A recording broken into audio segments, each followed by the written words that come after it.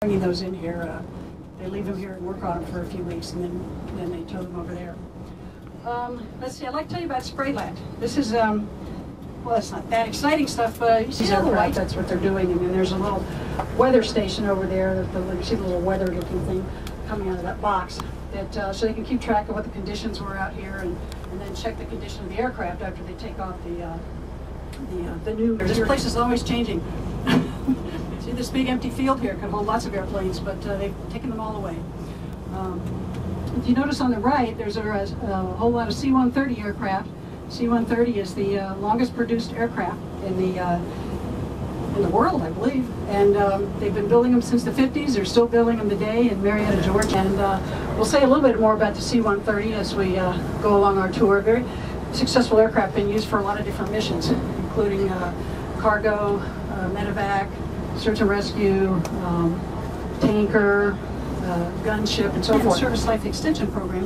One part of that is redoing the wings. They're going to take them off. They can rebuild them if necessary. If they look like they're in good shape, they can just make repairs, put them back on the aircraft. They're also making upgrades to the cockpits. Old engines, they're taking off the stored aircraft. They take the engines off and clean them up and put a light layer of oil on them, put them in a canister and take the air out, put in nitrogen to preserve them. Now these ones that are sitting out here are F-111 engines, which are not needed anymore because nobody's flying the F-111 anymore. But they seem to be putting them out here for some reason. There's a bunch more up here on the left. And I wish I knew what activity was going on here. Spraylat. They're putting on Spraylat? Putting on Spraylat. Good thing we got a driver that knows what's going on. So they're putting those on the B-52 cruise missile derelict engines. And yeah, we can kind of read that's the derelict engines. Yeah. And then more B-52 pylons on the other side. Yeah, they've been sitting out here for 3 years, 4 years. Now they decided to spray that. Oh, no. That's true. Just since I've been out here, we've had these pylons out here. I just maybe they decided they want to preserve them if they're not going to use them right away. Spray lab serial numbers or numbers on them. Yeah, that is new because those have been clean since I've been here, just a few months. So as we turn here, we're going to go down what we call Celebrity Row, and these are examples of most, but not all, of the aircraft that are stored out here. This is the S-2 Tracker. That is a Navy ship carrier-based anti-submarine aircraft, which would go out on patrol from the ship pretty much up through the 1980s when it was replaced. And it would also carry sensors to find submarines and also ordnance, like torpedoes or bombs, in which to prosecute the contact if it was necessary to try to sink one. Now that airplane, the S-2, was replaced by the S-3, which is over there. You'll see perhaps on the White House lawn, because this has been used for presidential duty to you see the president get on or off the helicopter on the White House lawn. It's going to be variant of one of these. Next to it, CH-46 Knight. You can see this aircraft has twin rotors, very similar to the Army Chinook. If you remember that one, that was actually the H-47, so it was a larger aircraft than this one. But this was the Navy version, and it had a number of different missions, including a number of years ago out of Moffett Naval Air Station, which was south of San Francisco Bay. One of these C-130 back in the 70s.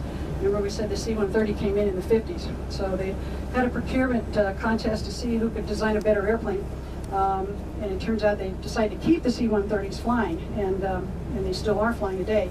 However, this was a kind of unique design. There were two of them built. The other one, if you want to see one up close, is over at Pima Air and Space Museum, which you can see if you walk around outside. And this one was supposed to, this competition was right on the target much more easily with less computation by the pilot. And it also had a heads-up display that would enable the pilot to look through the canopy and see you know, how he was flying the airplane as well as how he was delivering the ordnance. And so it was a big improvement, and it was fairly successful. And this airplane was flown out here at DM before they had the A-10s. So it's a familiar friend to Davis-Mouthan, and I also flew in the Guard here out of Tucson International back in the Falcon jet. This is a French-made executive business jet that was bought by the Coast Guard and modified for a search role. So they put big windows on it and also put hard points under the wings so it could carry rescue packs and sensors, so they could fly out long distance over the ocean and so forth and find people in distress, and then they could call in lower, slower assets like ships and helicopters to execute out from it.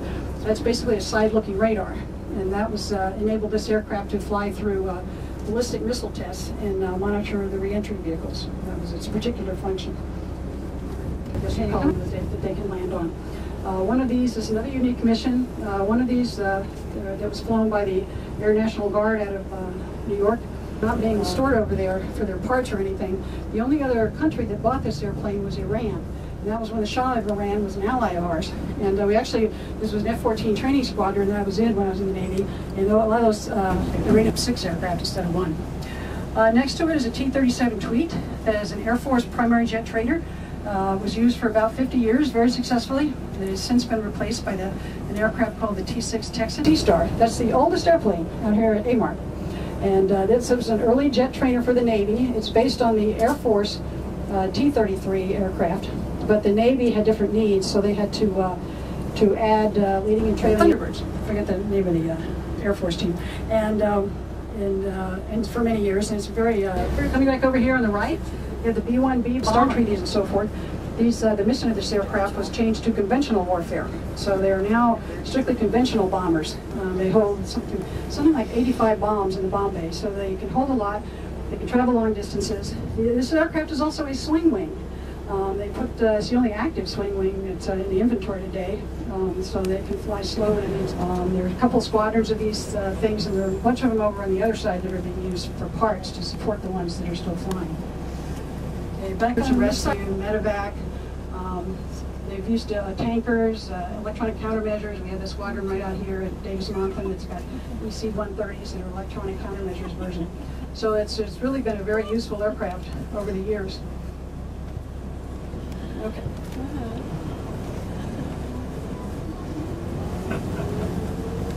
Now if you see another big airplane here on the right, you notice that's the YC-15. That was the competitor to the YC-14. This was the McDonnell Douglas entry in that competition. And there were several of these built. This one had 4 engines, but it looks a little similar. It looks like it has a pretty elaborate system. Neither of them, of course, was procured, but this one was reactivated in the 90s to help in the design of the C-17, which is a current aircraft in the inventory. Okay, back over here on your left, we have very well-used aircraft, the F-15 Eagle. This twin engine is fairly effective at its mission. Okay, before I forgot this aircraft once. The C-27 is on the right. It's called the Spartan, and that's basically looks like a kind of a small C-130, which is kind of what its mission is. It's only got 2 engines and so forth, and visit places that bigger aircraft couldn't get into. So it was very effective at what it did, and the State Department is now flying these. It was a fairly successful aircraft. However, they stopped using it for some reason after not too many years. Maybe after 20 years, and so they do exist. They're not stored out here, but they are stored up in some of the original carriers.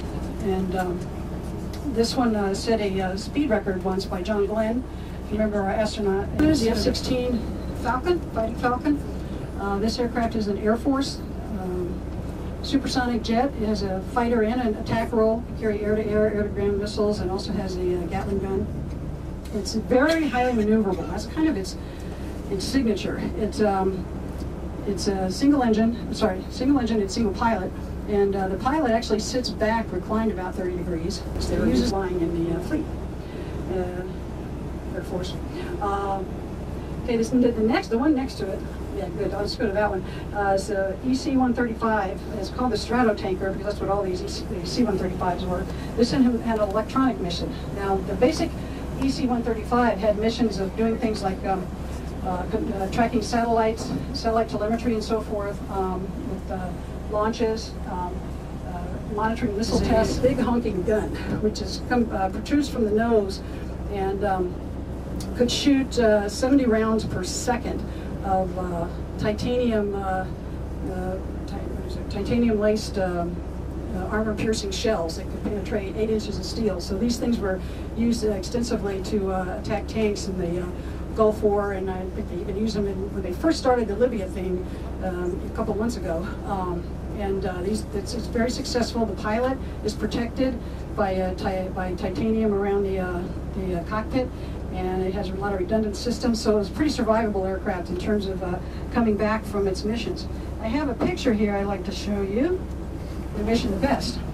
So they took the third aircraft off the production line back in 1946, loaded it up with a lot of extra fuel tanks that hold thousands and thousands more gallons of fuel, took off some of the extra weight, equipment that wasn't totally necessary for this demonstration, and they put also jet-assisted takeoff rockets on it.